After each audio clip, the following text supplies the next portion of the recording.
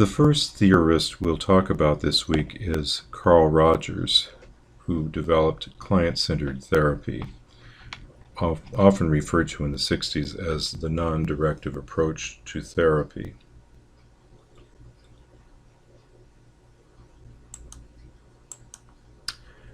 A little history. Rogers was born in Chicago in 1902 and spent most of his adolescence in solitary pursuits, so he was kind of a loner. He entered Union Theological Seminary, that should say seminary, where he studied for 2 years, then transferred to Columbia Teachers College, where he received a PhD in clinical psychology in 1931. Union Theological is in New York as well as Columbia, where he had studied theology. Interestingly, around the time that he was at Union, or just after, Dietrich Bonhoeffer was taught there, I believe, for a while. Bonhoeffer was a German theologian who was implicated in an attempt on Hitler's life and was executed by the Nazis. And one of the books that Bonhoeffer wrote was about, I believe he called it The Cost of Discipleship, but a rather renowned individual. Apparently, Rogers doesn't talk about Bonhoeffer, but I can't think that maybe he had some influence on his thinking. During his work with children in Rochester, he was influenced by the work of Otto Rank and social worker Jesse Taft. Rank wrote a book, interestingly, called Art and Artist, which I've had for a number of years, and was a contemporary of Jung and Sigmund Freud. Rank had broken away from Freud's approach and focused on creativity of the individual. So Art and Artist is no surprise as the title of one of his works. Rank wanted to help individuals accept their uniqueness and responsibility for their lives. So in some levels he was even influenced by some of the existentialist people who looked at, Sartre, for instance, looked at responsibility as one of the areas that he talked a lot about in his writing. Rank contended that the therapist needed to be non-judgmental rather than an expert or authority, which was really a central element of Rogers' approach, that the client was really the expert and the therapist was merely a person walking on the road with the client in terms of finding answers to their issues. An important theme of client-centered work is the idea of this self-actualization, or reaching the highest potential one would have for what they might accomplish in life. Rogers adopted also his concept of self-actualization from the work of Kurt Goldstein and the writings of Abraham Maslow. Of course, we remember that Maslow developed the hierarchy of need, for which he's most famous. Again, Rogers was also influenced in his thinking by Taoist ideas that were discussed in the work of Martin Buber. A quote from Buber here: "Perfected man does not interfere in the life of beings. He does not impose himself on them, but helps all beings to their freedom." Kind of an Eastern sort of approach to working with others in terms of helping them become, actually this fits in well with the idea of actualization. And then John Dewey, who was an educator in that period, work related to learning is what Rogers also incorporated in his work. Martin Buber and Soren Kierkegaard's ideas regarding the person-centered point of view, which was the existentialist school essentially, influenced Rogers. I really suggest that at some point, if you're able to read the book titled I and Thou by Martin Buber, you will find it an interesting read and certainly having implications for therapy as well. Then person-centered therapy was divided into 4 stages. What one might call the developmental stage, where in Rogers' early professional years, where he began to bring together these ideas from a number of places that he had considered, people that he'd actually met.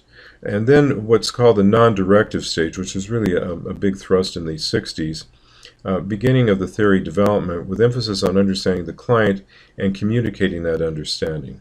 So this genuineness and unconditional positive regard kinds of ideas that he talks about.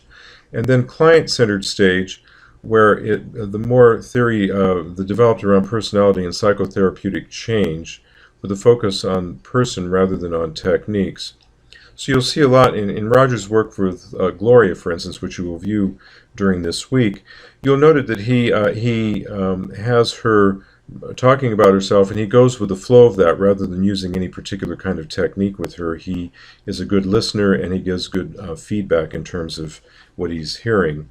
And then the latter person-centered stage goes beyond psychotherapy to include groups, marital therapy, political activism, and change, which was a later development of Rogers' thinking and his work. In 1946, he applied the principles of individual therapy to group work as well. So Rogers was doing individuals and groups, and incorporated ideas from humanistic, existential, experiential, and phenomenological thinking. The theory of human nature, a core concept, is the belief that there is an inherent capacity in humans to take charge of their lives. So this is one of his earlier works.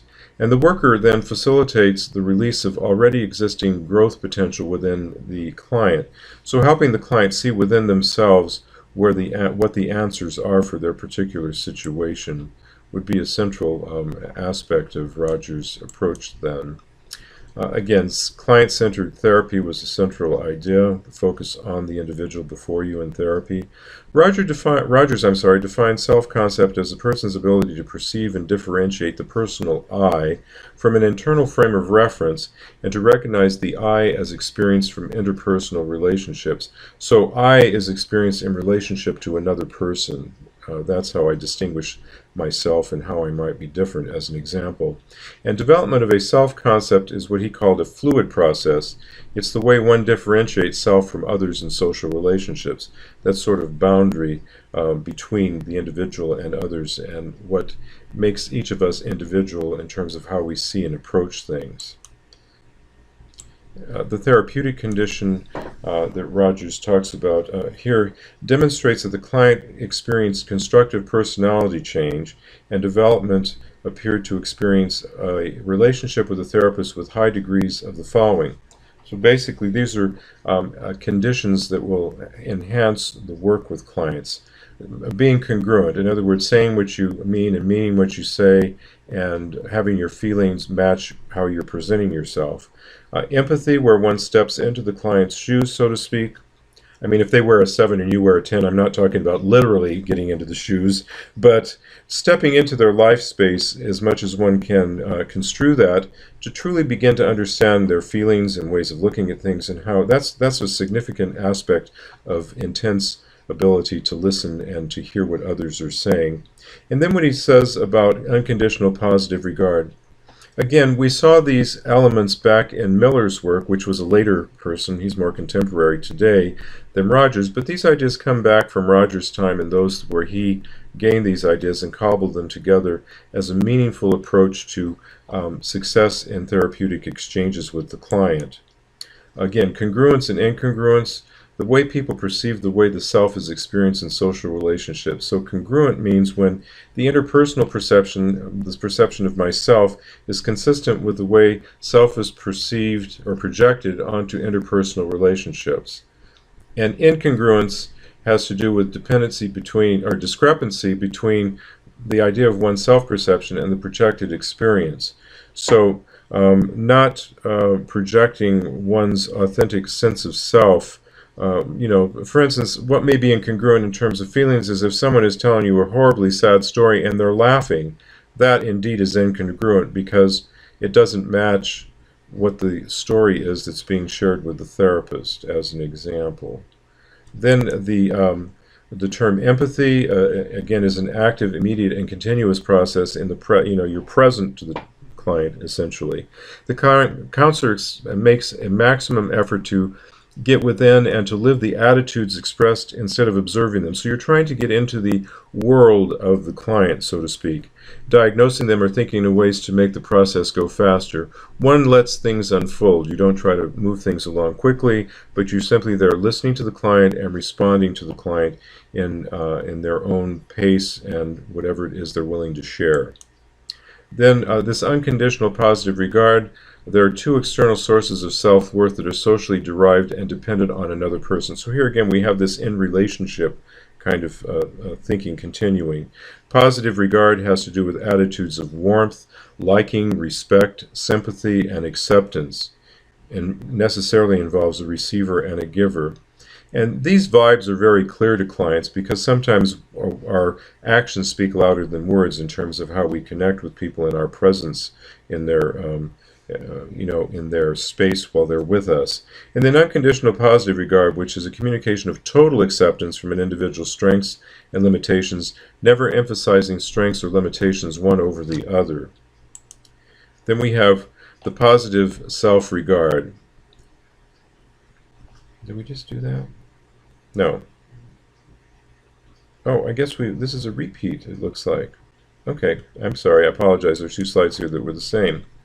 Then three conditions that Rogers talks about, this is in the late 1950s, that the client and therapist must be in psychological contact. That gets to all these conditions that we just looked at. Unless you establish rapport, as Rogers and as Scott Miller contend, you're not going to be able to move beyond that in terms of work. So the client must be experiencing some anxiety, vulnerability, or incongruence in terms of why they've come to you. Something is not right, and they're attempting to somehow adjust that. And the client must receive or experience the conditions offered by the therapist. So if you're offering unconditional positive regard, or you're you're doing things to try to elicit congruence, if the client does not want to do that, then the encounter is not going to be successful. And a lot of times clients have choices, and we have to try to work with that direction.